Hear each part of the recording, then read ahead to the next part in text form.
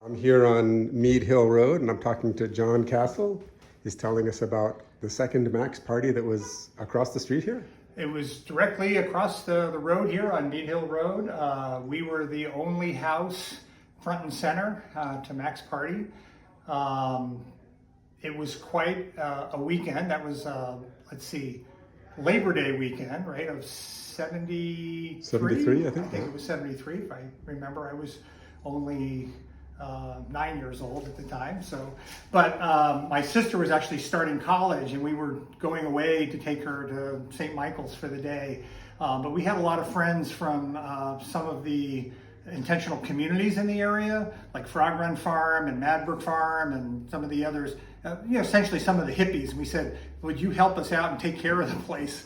And they were great because they had no problem interacting with the crowd and everything like that. But I won't get into the whole, stories about the party, but it was all across the road. The parking was the field we now have across the house up here was mostly parking, but there were people all over the woods, and we still find bottles sometimes and cans, some almost, over 50 years later.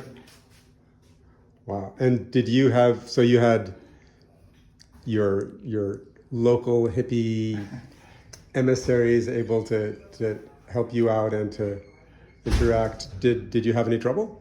We had no issues. No, Yeah. I mean, we had, people around and sleeping in the apple orchard and whatever, and walking across the lawn, and no big deal. But we had no negative interactions. Nobody was hostile or anything. One of the things I can remember, there was a slanted roof, a part of the house, and we were up kind of like watching things with my brothers, and a sheriff went into our back field where there was a mother Angus and its baby calf, and got chased out of there, right? He was just doing his job, doing some patrolling or whatever, but that was, it felt bad for him because he was like trying to run through the field and got hung up in the barbed wire fence and everything, and he was okay in the end and didn't get trampled by, the mother Angus. But we had no issues. People were very friendly, and it was just one of the things that the traffic was probably extra bad because of all the locals that decided that they had to drive by, right, and check things out.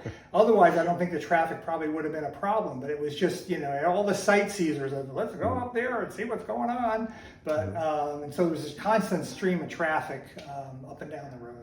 Right. So my understanding from the reporting at the time is that people were concerned about all sorts of trouble between attendees and the town people, but the trouble ended up being all between the attendees and the festival concert security. Yes. Yeah. And because there was issues about the gate, and then people were circumventing the main gate and climbing over the fences, and then the security for the concert people were a little hostile, I think. And so, yes, that's where the conflict was. There was no conflict with townspeople. And, there was a cornfield up the road, and some people ate some of the cow corn. They probably didn't know it was cow corn. But there was no stories of, people having any issues in the community. Yeah, I mean, from the reporting at the time, I guess the festival security were carrying machetes. There was, I don't know that for sure, but those were the kinds of stories. Yeah. But, there was all these big, 10-foot high fences with barbed wire on them and everything, trying to corral where people were to go. And so there was like the main camping area and parking areas, and then where the stage was a little further down. And again, you still find remnants of, the event. Right. So I guess the year before, it all went very smoothly and without a hitch. And then Yes and no. So oddly enough, we owned the East Charleston Country Store at the time, and got inundated when it was in Charleston, right? Mm-hmm. Because there were so many people. We were like the closest store. And so we had to have people queued up in the line to get into the store. We could only let a certain amount of people in. We had the sheriff's department there.